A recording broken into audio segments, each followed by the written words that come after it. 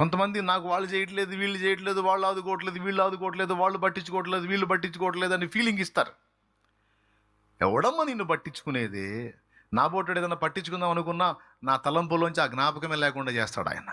ఏంద్రా నువ్వు పట్టినది కోన్కిస్క? ఆ వ్యక్తి నా వైపే తిరగాలి, నేనే చూడాలి.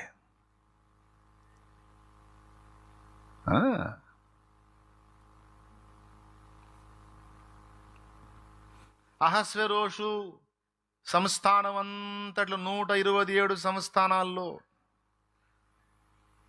యూదులకు శ్రమ సంభవించినప్పుడు, ఎక్కడెక్కడ యూదులు ఉన్నారో అక్కడెల్లా కూడా యూదులకు సావు మూడినప్పుడు, ఆ చావు నుంచి తప్పించడానికి దేవుడు ఇశ్రాయేల్లో చూస్తే, యూదుల్లో చూస్తే ఎస్తేరు కనపడింది. మొర్దెకై ఎస్తేరు ఇద్దరు కనపడ్డారు.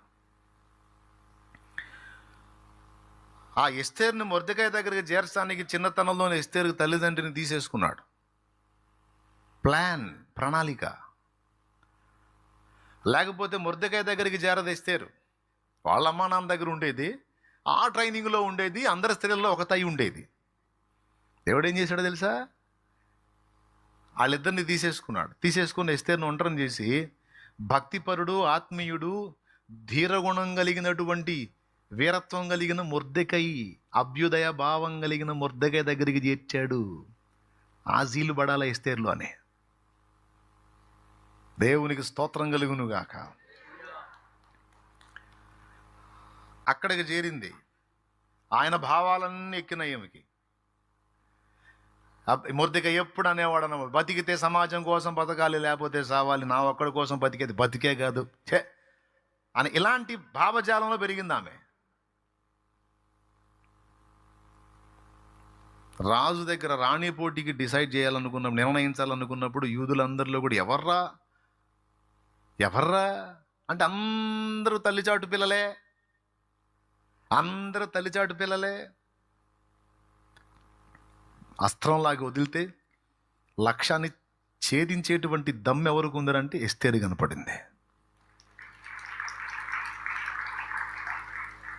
అందరు లాంటిదే, అందరిలో ఒక్కతే.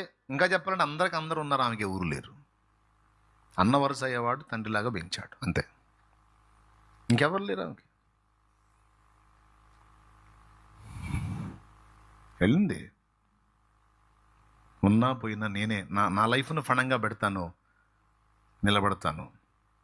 నిలబడింది, సాధించింది, తన జాతిని రక్షించుకుంది, శత్రువుల్ని నాశనం చేసింది. చరిత్ర పుటల్లో పరిశుద్ధ బైబిల్ గ్రంథంలో చిరస్థాయిగా నిలిచిపోయింది. ఒక అనాథైన ఆడపిల్ల. ఇప్పుడు అంతఃపురం దాకా చేర్చగలుగుతాడు కానీ మొర్దెకై అంతఃపురంలో వ్యవహారాలు చక్కబెట్టగలడా? అక్కడ ఆమె వర్క్ చేసింది. అంతఃపురం వెలపటుండి వార్నింగ్ పంపించాడు కానీ మొర్దెకై అంతఃపురంలో పరిస్థితులు తెలుసా?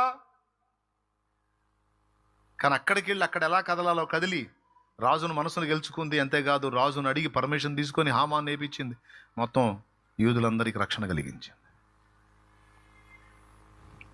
అండి తెగింపు, కష్టపడే నైజం. నాకెవరు దిక్కు అవుతారు, నన్నెవరు పైకి లాగుతారు, నన్నెవరు పైకి లేవదీస్తారు, నన్నెవరు హెచ్చిస్తారు కాదు. ఎదవతనం అది.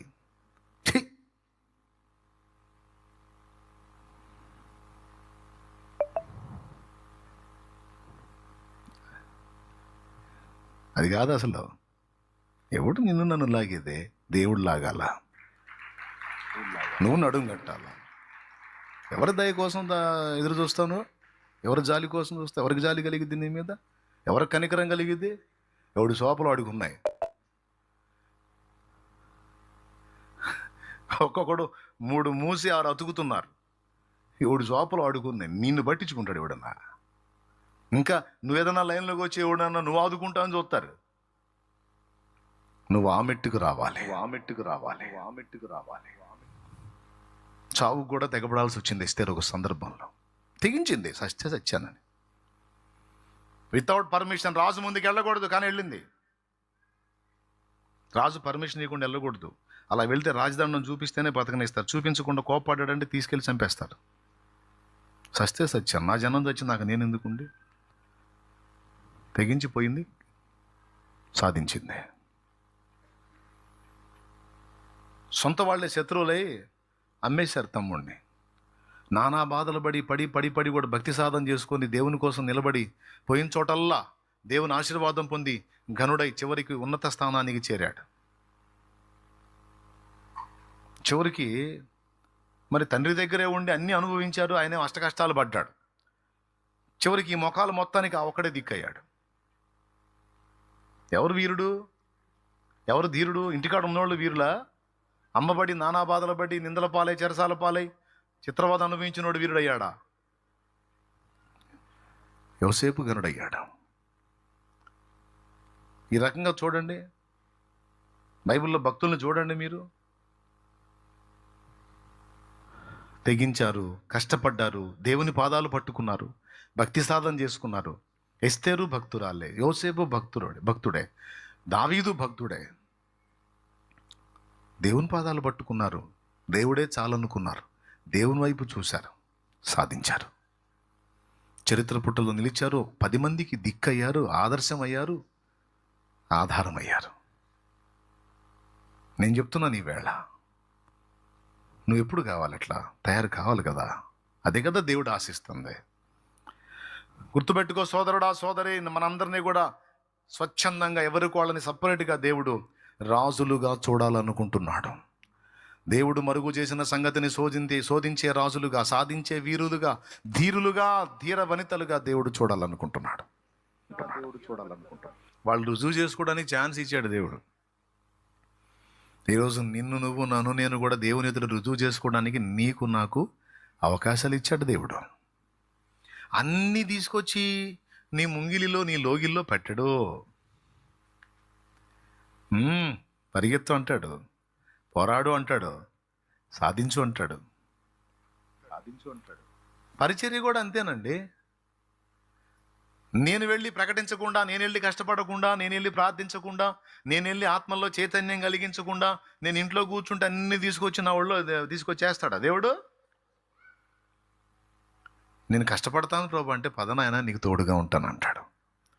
2 చోట్ల చేస్తున్నాను తండ్రి, ఇంకో చోట కూడా నేను దర్శించాలనుకుంటున్నాను నాయన, అవకాశం ఉంది, టైం ఉంది, పోనీ దలుచుకోలేదు, ఇంకో చోట మొదలు పెట్టాలనుకుంటున్నాను నాయన, పదనాయన నీకు తోడై ఉన్నాను అంటాడు.